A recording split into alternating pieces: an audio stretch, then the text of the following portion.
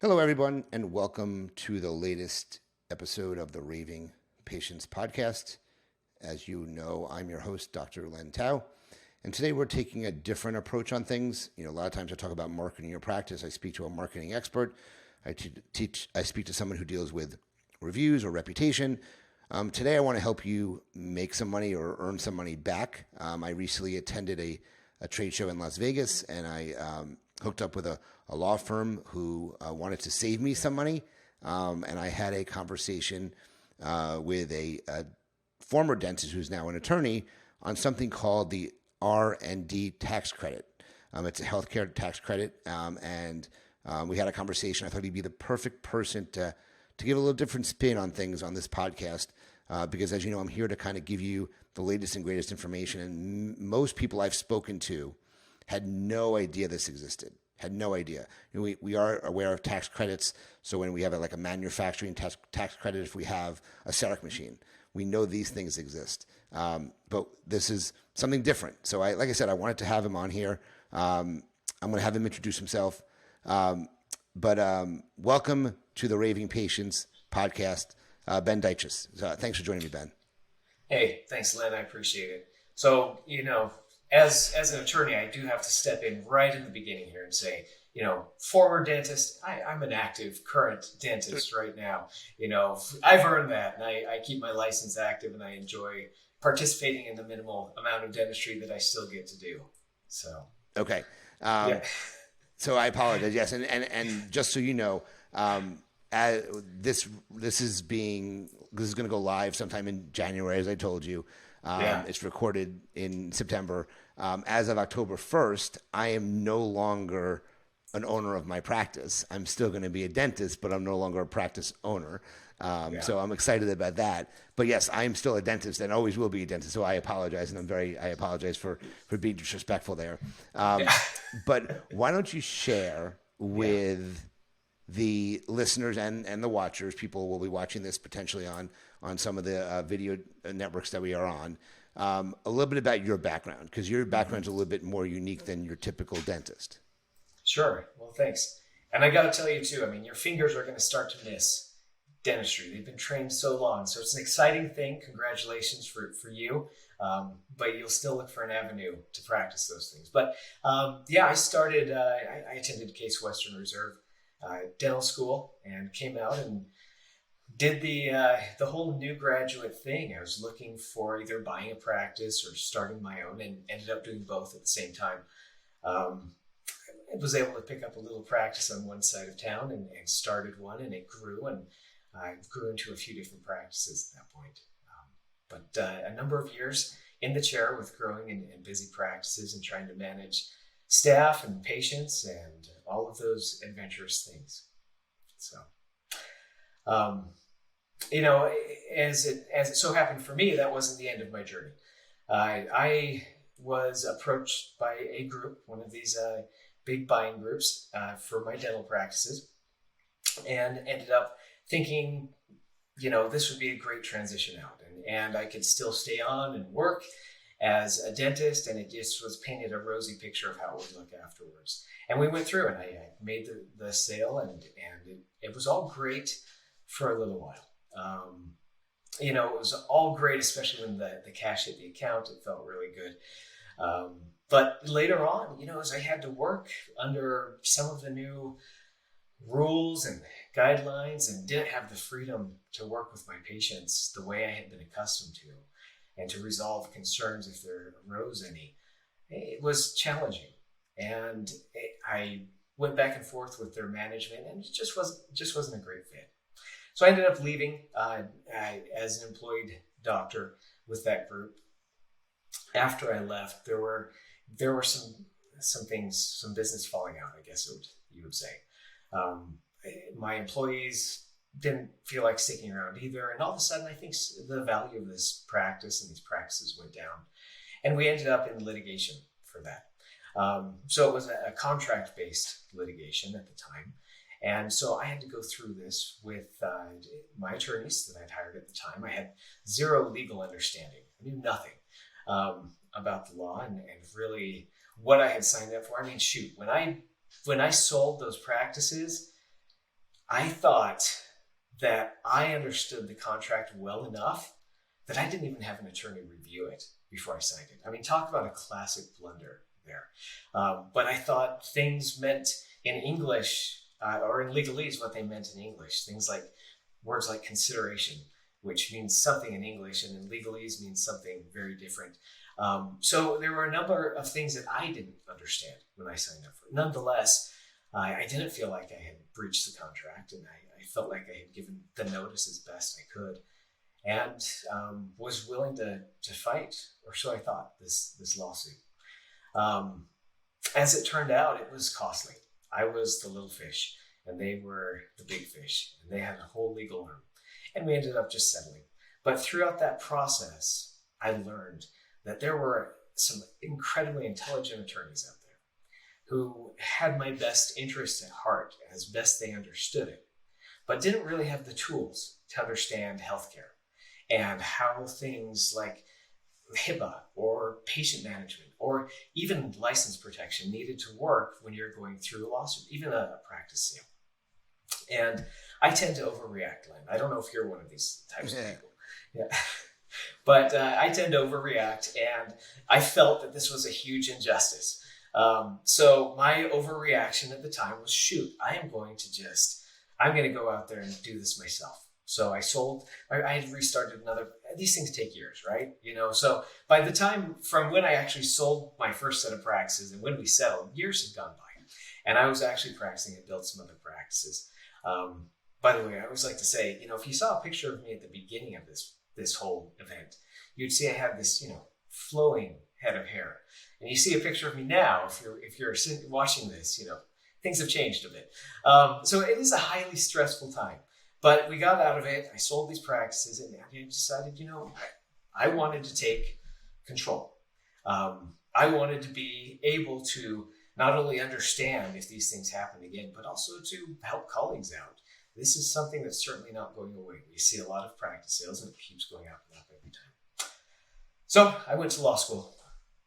I spent a few years in law school and came out having learned a completely different way to think. It is astounding how different the legal analysis is when compared to the scientific analysis that we were all trained on. My kids were older at the time, and my daughter, who was a teenager when I came out of law school, she made one of my favorite lines of all time. She sent me gave me a card when I graduated. It said, "Dear Dad, congratulations. We're so proud of you. You're now the two things most people hate, all wrapped up into one." And I think that's appropriate as a dentist and an attorney, but, really focused my practice on how do I protect healthcare professionals. Started out in the arena of board defense, and I still do that. Some litigation, defense litigation, a lot of contract work. But as time went by, I really got into the focus of practice transitions. There's a lot of business, and not just in dentistry, but in healthcare in general. So as I was approached more and more to do contracts, to evaluate these purchases, these purchase agreements, these acquisitions, and how to structure them, really was able to focus in that area. And that's where this whole interest in the R&D tax credit really kind of came from. Very, very interesting. I guess you can call it a journey. So I give you a lot of credit for, going back to school and wanting to learn a different trade and kind of reinventing yourself after going through what you went through. Because like you said, I know you said you kind of overreacted, but you developed a passion for something after something took place in your life that kind of changed the way you do things now. So I give you a lot of credit for that. Typical person's not going to do that. So that was really good story. So thank you for sharing. That's why I didn't interrupt you. I let you go. So I wanted to hear that. That's really good, and I hope the listeners really appreciate that. So let's let the listeners know a little bit more specifically about this R&D tax credit. So can you kind of give them kind of an overview of where this comes from, what it's about, so they have a little bit more understanding of what we're dealing with here. Yeah. So this R&D tax credit is kind of an area, as Len talked about. It provides some benefit to some doctors, not all doctors, but it can be a great benefit. So it's been around for a while. It's not brand new. 1981 is when it first came into being. It was focused on keeping innovation in the U.S. And that's really what it wanted to reward, is if you are doing something innovative and it's science-based and there's a process of experimentation involved, the statutory idea was, well, there should be a reward. We want to keep these things in the U.S. as opposed to shipping them out overseas and losing the value of U.S. jobs and U.S. innovation there. So that's really the genesis of this. And from 1981 through 2015, it was kind of one of those statutes, those tax laws that was great when it was effective and always had to be renewed every year or two. So it was hard to really get into it. It was like, is this going to be here in a year? Is this going to be here in 2 years? Because Congress had to re-up this every year.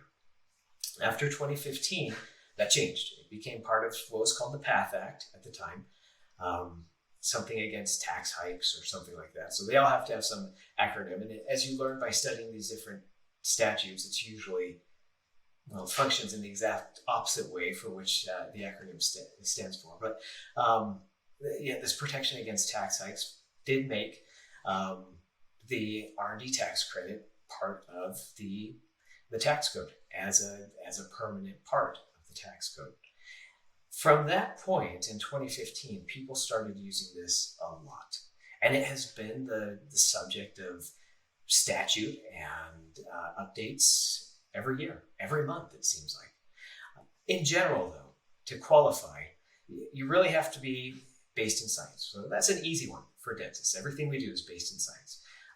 Maybe as opposed, Len, from some of the purely marketing things that you're focused on. I guess I would have to separate the patient reviews. That may not be a great subject for the R&D tax credit. We have to be in biological science, computing science, engineering, or one of those hard science categories there. So that's the first thing. The second thing is it's got to be, you have to undertake an activity that's called a business component. So it's something central to your business. So for an orthodontist, this could be braces or clear aligners. For dentists, this is going to be any one of the things we do. Crown and bridge, composites, et cetera, et cetera. There has to be some uncertainty. So you have to be going about this to try and eliminate uncertainty. Okay, so that's the next thing. So what is uncertainty when it comes to the R&D tax credit? Well, it's actually bigger than you might think. It even goes to not just, am I uncertain as to whether the outcome will be what I want it to be, but it can be, am I uncertain as to my ability, my capacity to do this, or my capacity to train staff? What we're looking for is a new product or process or technique. So if you're uncertain about these things, of whether the product is going to be what you want it to be, whether you have the capacity to train your staff to run this process, that satisfies this process or elimination of uncertainty question. The last kind of main threshold is a process of experimentation. So you do have to go through a process of keeping track of, boy, I used this composite on this patient. What happened? Did it work? Did it not work? Well, that's kind of inherent to what we do, right? As we keep notes on our patients anyway. We see them at 6-month recall visits and we evaluate and we re-examine. So that threshold is not even too tough for our dentists. So that's really kind of the overall idea of this. We're looking for a science-based product, process, or technique that has uncertainty, that you're in the process of trying to improve. Now, one of the other big things that people sometimes ask about is, well, shoot, I use this composite process or what have you, but I also know Len down the road, he does the same thing with his patients, or 25 other dentists in my town do this. So I'm not developing anything brand new. And the answer to that is that that's not the requirement of the tax statute. It doesn't require you to come up with something brand new to dentistry. It requires it to be new to your practice. So as long as you can meet that threshold of you're integrating a new workflow, a new process, product, or technique that is science-based for your practice. It doesn't matter how many other people do this. So that's kind of an overview of this R&D tax credit.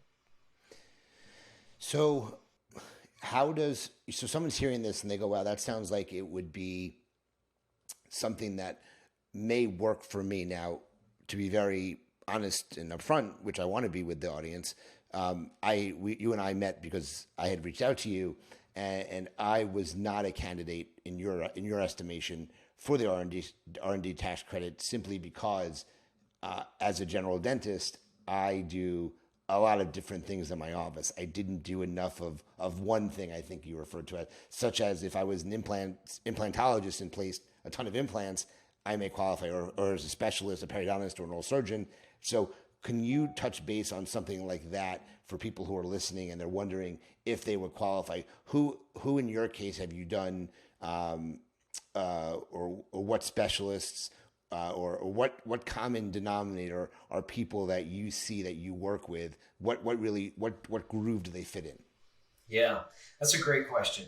So, and this applies not just to dentistry. I mean, the R&D tax credit is everywhere. I mean, I think our most recent numbers say something over 16 million taxpayers used this in 2018 for around $20 billion worth of tax credit. So this applies to everyone who's going to use it. But the more specialized you are, the fewer procedures or activities that you do, it's easier to qualify because you make a change in one or two of those activities, and all of a sudden that changes a major part of what you do.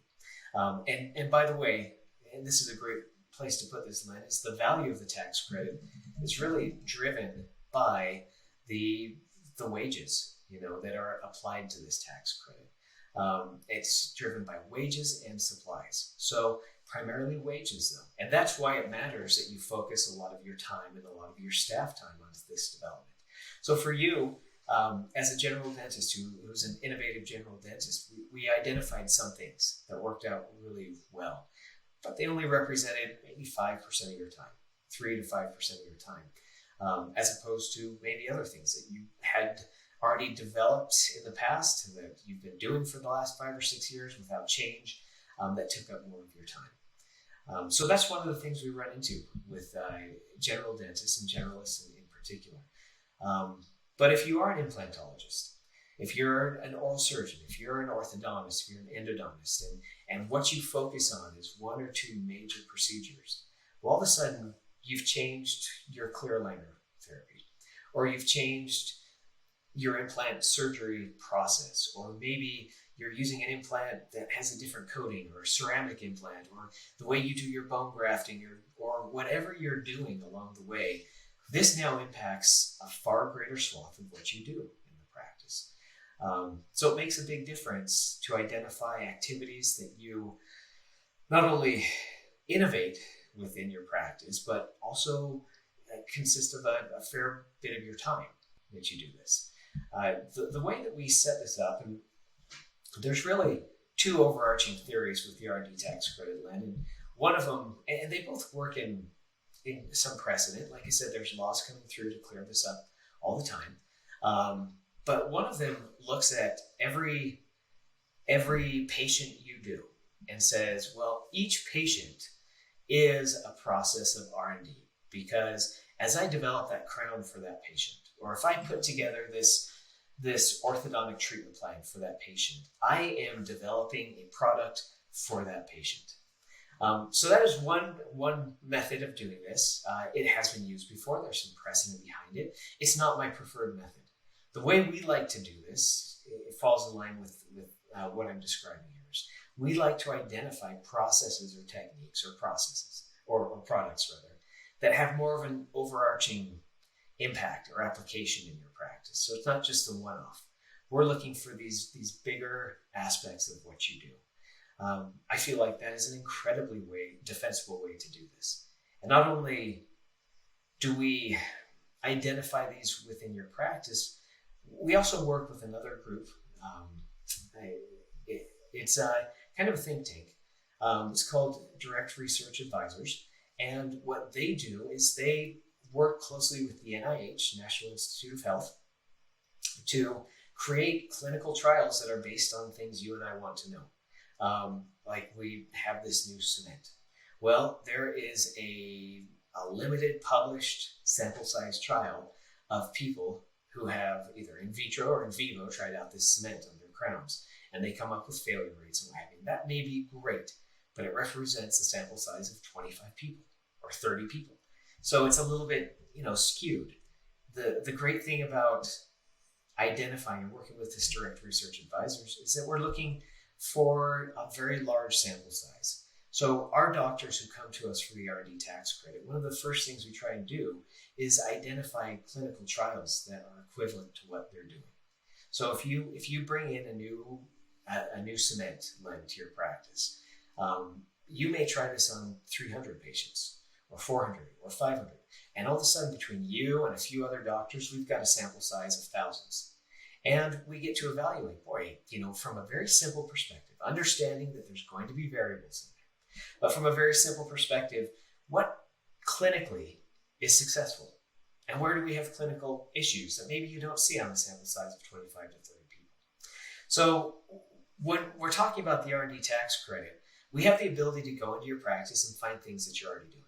But we also have the ability to work with a group like this Direct Research Advisors and assist you in joining a clinical trial that not only provides R&D tax credits for you, but maybe even some knowledge you can put to use in your practice on a day-to-day basis. Interesting. So how does something like the R&D tax credit result in obviously additional money for the business, because you're obviously refiling a tax return, or I think you can go back 3 years. You're going to refile a tax return and claim a credit on the tax return, and they're going to receive that money. So talk about that process, I guess you can say. Yeah. So there's two. That's a great point. So it's all at the end of the day. What's the carrot here? And that is there's potentially real money associated with this.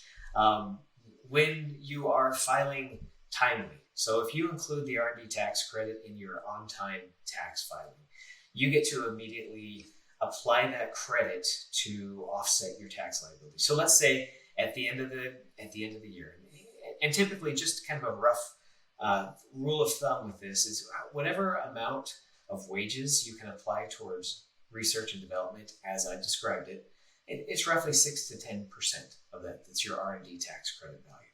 So let's say we've identified $100,000, and just for ease of math, we're going to say there's $100,000 worth of spend on your side for evaluating this new cement or what have you.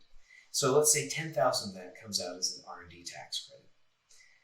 If you file that timely, so if you're filing it with your taxes and not amending, then you just get to reduce your tax liability. So if you owe $20,000 in taxes, you get to apply that R&D tax credit for $10,000 of that, keep your $10,000 of cash in the bank, use the credit dollars to pay off that tax liability for you. So it's a dollar for dollar offset when it's found, which is extremely powerful as compared to a tax deduction.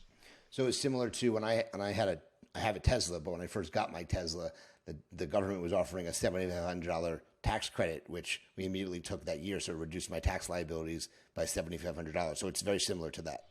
It is very similar to that, minus it doesn't come when you call it on your phone like your Tesla does. Other than that, though, yeah, it works out great for immediate application. Now, one of the other things that's neat for new doctors or new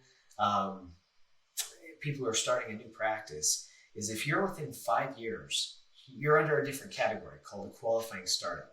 So not only do you get to apply that benefit to your year-end or quarterly tax liability, but you get to use it to directly offset payroll taxes. So you may not be making a lot of money. You may not have a lot of tax due at the end of the year, but in that first 5 years, we all have payroll taxes. And so this can directly offset those payroll taxes. So it's pretty beneficial that way. Oh, that sounds really good. So again, people are listening to this. It sounds really good. And anytime you think about these type of things, obviously there's other thoughts that go in your mind. And they're going to say, well, when I start to do this, does the IRS put a bullseye on my head?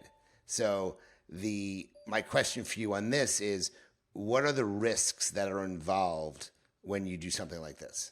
Yeah, that's a great question. For the first time ever, this last month, the R&D tax credit was part of the IRS's, what they call their Dirty Dozen list, their watch list on there, meaning that there's probably going to be some increased scrutiny.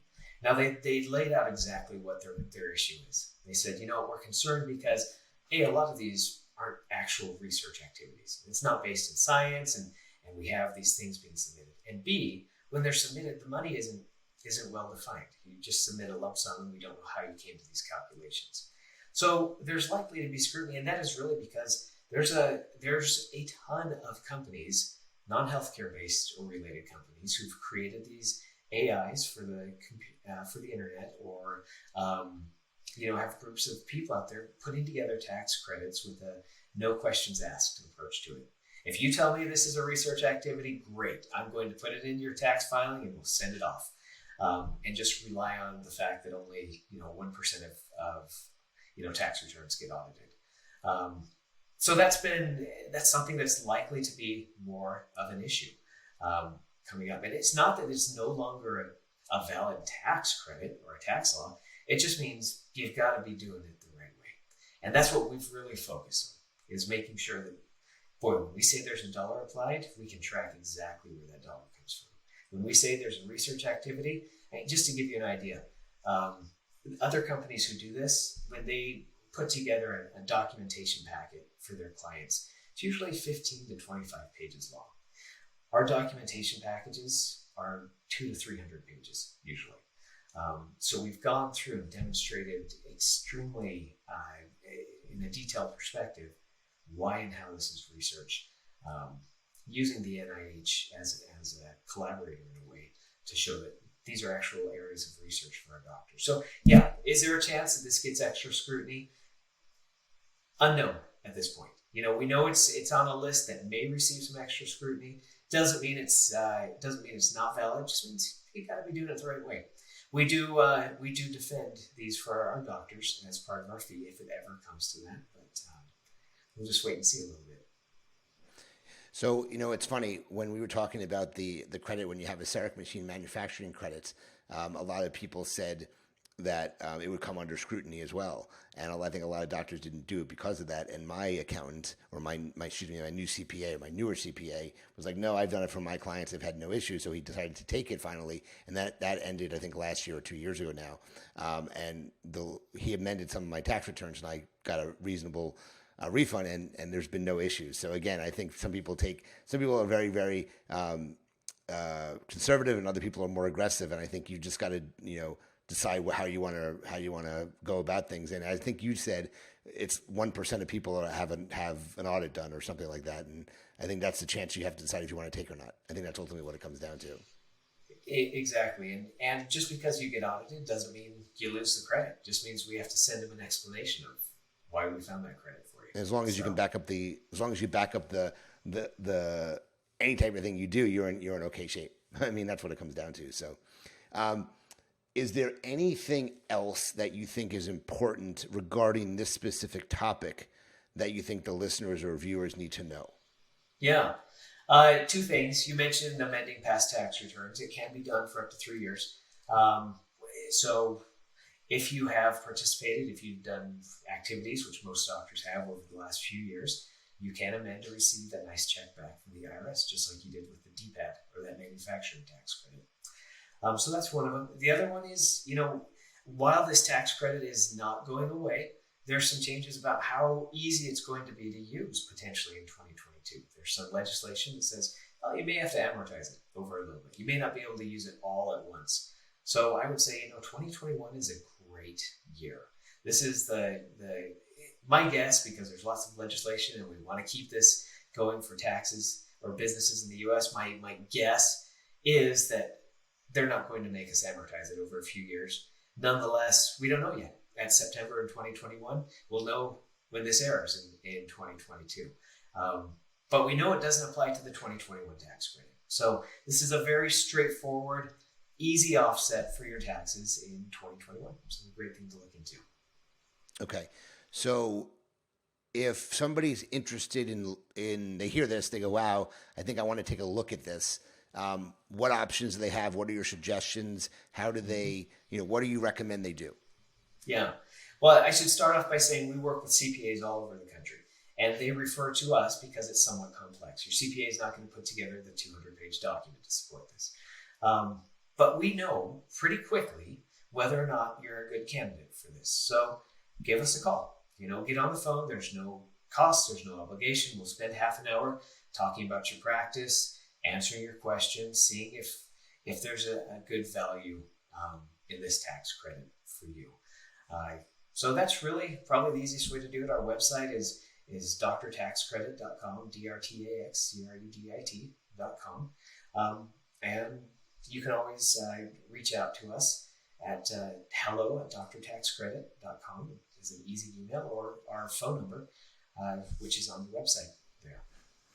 So and by the way, I had a conversation with Ben. I mentioned this at the beginning, and I think in 15 minutes we had determined that it was not a good fit, and that was the end of that. And so it's a very fast determination. It's not like this is going to take a long time to know whether it's a good fit or not for your practice. So if you listen to this and you think, well, hey, maybe I think you should still make the attempt to reach out and at least see if it's something that would work, because it is. I before I had even investigated it, I had reached out to someone who was referred at the meeting I was at, and I reached out and they said they had saved me it was like $38,000 or something he got back. So it was an orthodontist, so it was a significant savings for him. And I said, let me try it. It can't hurt. Like I said, there's no risk. It's either you can or you can't. So if you think you want to try it, please reach out to Ben. He's a terrific resource. He tells you straight out. He's like direct. He's like, I'm a New Yorker. I love directness. So he's very direct. He says, look, you don't qualify. And it was like, okay, great. Let's try to work some other way together. And I offered him an opportunity to reach out to my audience. So if you, and Ben, did you have an offer you wanted to give to the listeners? Yeah.